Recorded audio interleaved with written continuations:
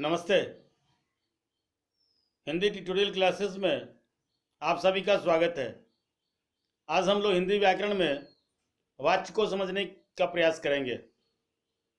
लेकिन वीडियो को अगर लाइक नहीं किया है तो वीडियो को लाइक करें, शेयर करें, कमेंट करें और चैनल को अगर अभी तक सब्सक्राइब नहीं किया तो चैनल को सब्सक्राइब करें, बेल आइकन जरूर दबाएं ताकि नए वीडियो का नोटिफिकेशन आप सबको समय से मिलता रहे। तो आइए हम लोग लौटते हैं अपनी विषय वस्तु पर और देखते हैं कि हिंदी व्याकरण में वाच्य क्या है।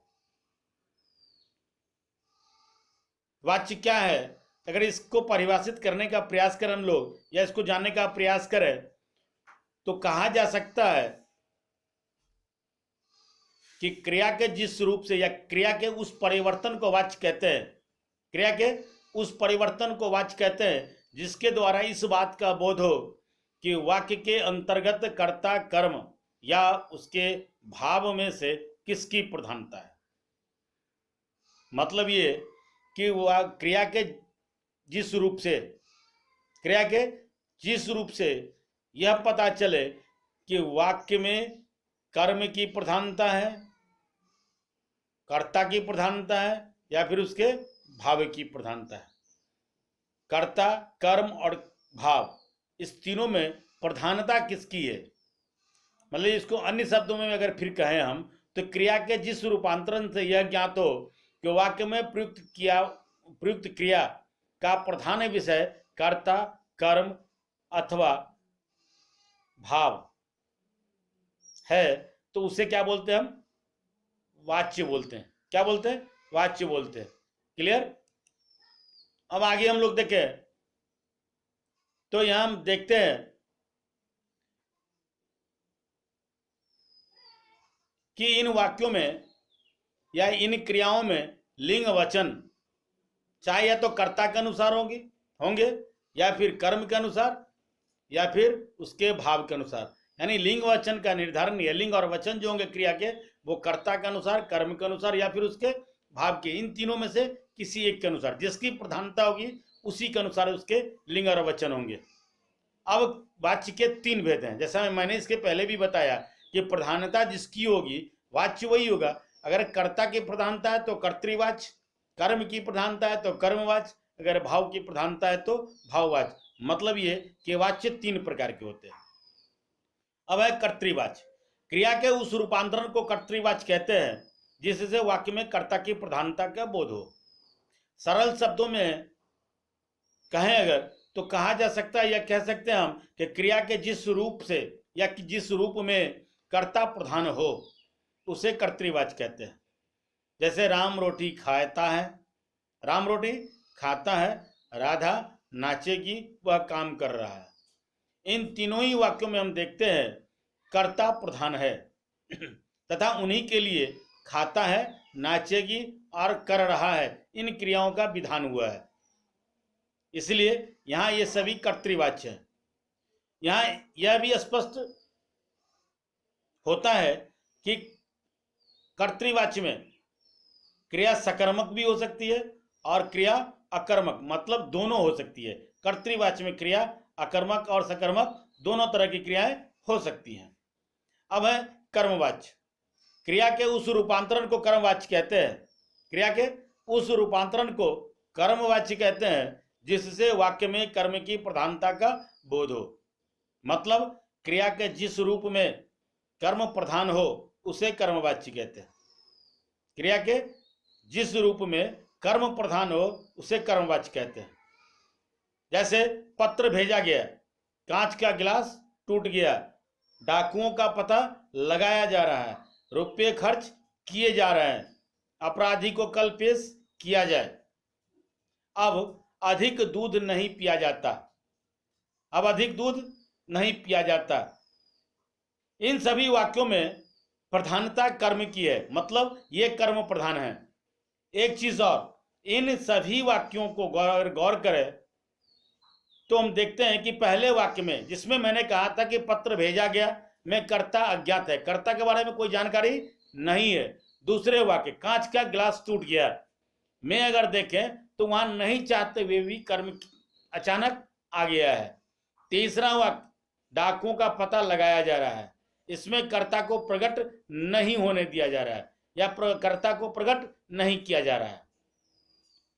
चौथा जो वाक्य है, रुपये खर्च किए जा रहे हैं, रुपये खर्च किए जा रहे हैं।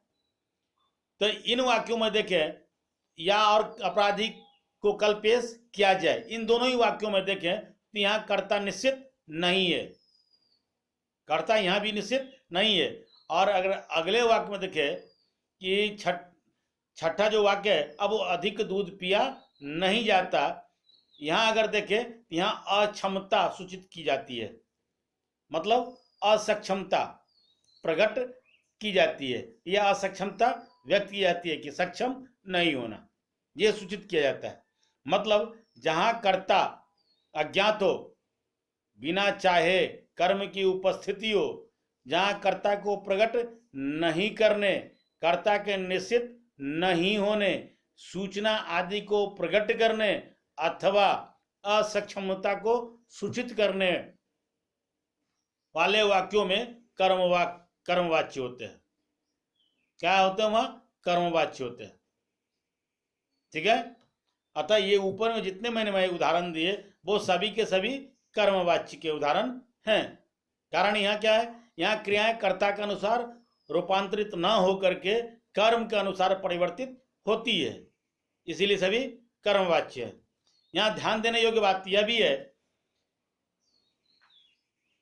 कि अंग्रेजी की तरह हिंदी में कर्ता के रहते हुए कर्मवाच्य का प्रयोग नहीं होता है। जैसे मैं दूध पीता हूं के स्थान पर मुझसे दूध पिया जाता है, ये लिखना बिल्कुल ही गलत होगा।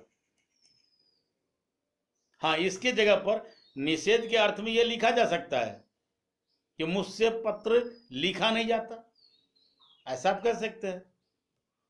उससे पढ़ा नहीं जाता। कर्मवाच्य में क्रिया केवल सकर्मक ही होती है। कर्तृवाच्य में क्रिया सकर्मक और अकर्मक दोनों हो सकती हैं। कर्तृवाच्य में क्रिया अकर्मक भी हो सकती है और सकर्मक भी हो सकती है कर्तृवाच्य में, पर कर्मवाच्य में क्रिया केवल और केवल सकर्मक होंगी। ठीक है।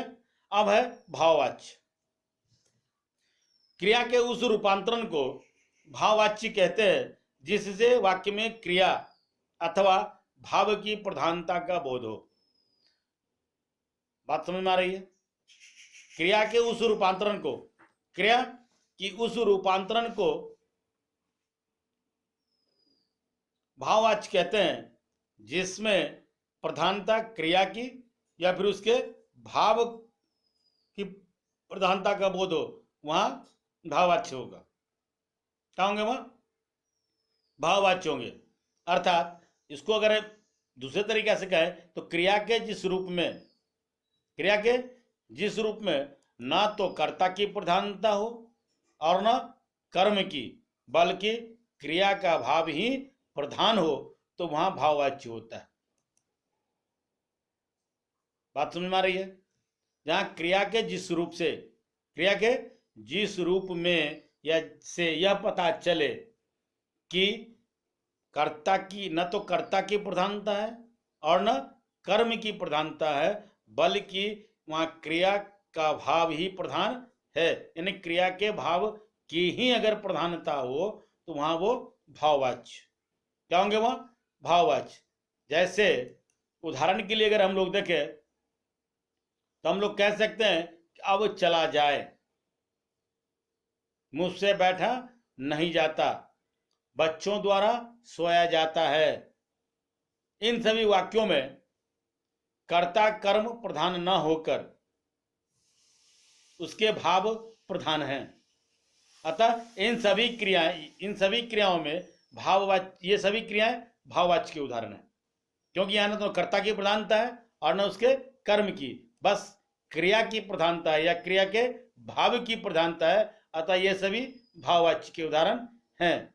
और एक चीज यहां याद रखना होगा, अगर कर्तृवाच्य में अकर्मक और सकर्मक दोनों तरह की क्रियाओं का प्रयोग किया जा सकता है, तो कर्मवाच्य में सिर्फ सकर्मक क्रिया का प्रयोग होता है, जबकि भाववाच्य में भाववाच्य में सिर्फ अकर्मक क्रिया ही प्रयोग में आती हैं। ठीक है। अब है वाच्य का परिवर्तन।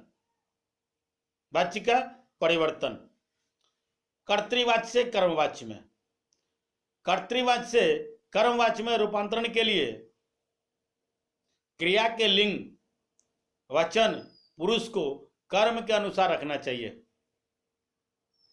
कर्तृवाच्य से कर्मवाच्य में रूपांतरित करने के लिए, कर्तृवाच्य से कर्मवाच्य में रूपांतरित करने के लिए यह जरूरी है कि क्रिया के लिंग वचन और उसके पुरुष को, क्रिया के लिंग वचन और पुरुष को उसके कर्म के अनुसार रखना चाहिए, रखना होगा। दूसरा, कर्ता के कारक में, कर्ता कारक में, कर्ता कारक में करण कारक के चिन्ह से या के द्वारा का प्रयोग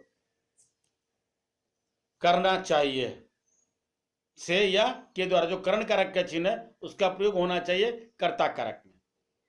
और कर्म को चिन्ह रहित करना चाहिए, उसमें कोई चिन्ह नहीं रहने देना चाहिए, उसको चिन्ह से बिल्कुल अलग यानी चिन्ह रहित कर देना चाहिए। जैसे कर्तृवाच्य से कर्मवाच्य में देखे तो हम देख सकते हैं कि सचिन मैच खेलने चेन्नई जाएंगे।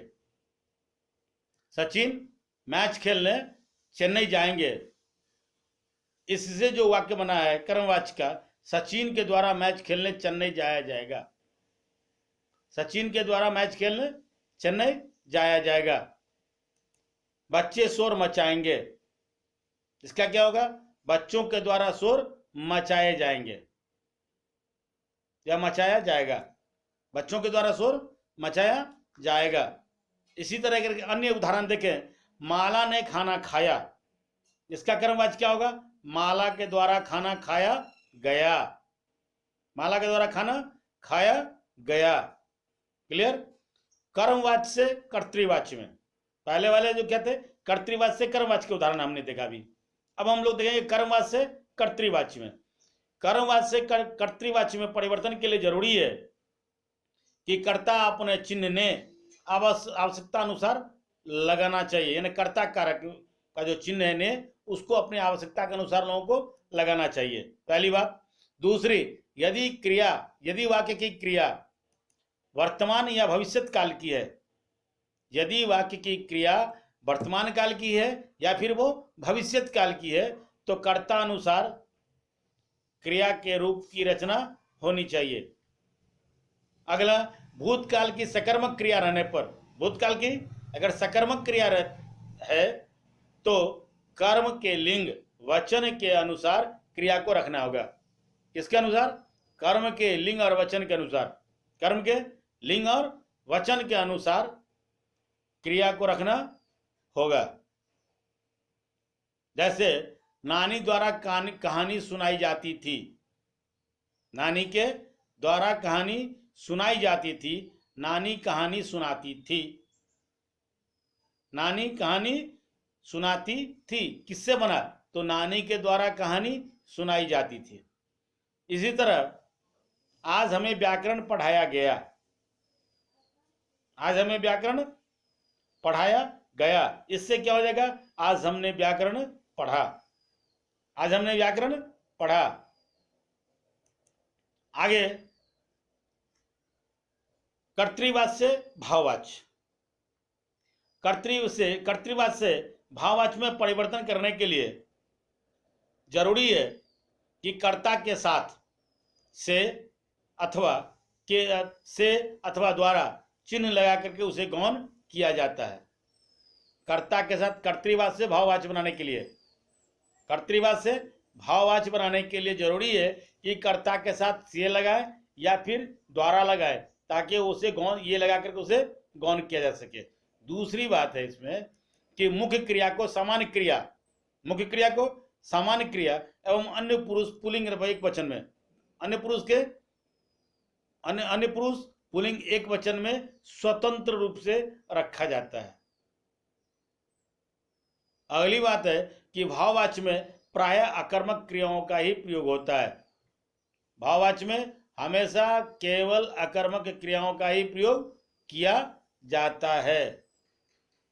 जैसे आइए चले तो क्या हो जाएगा, आए चला जाए।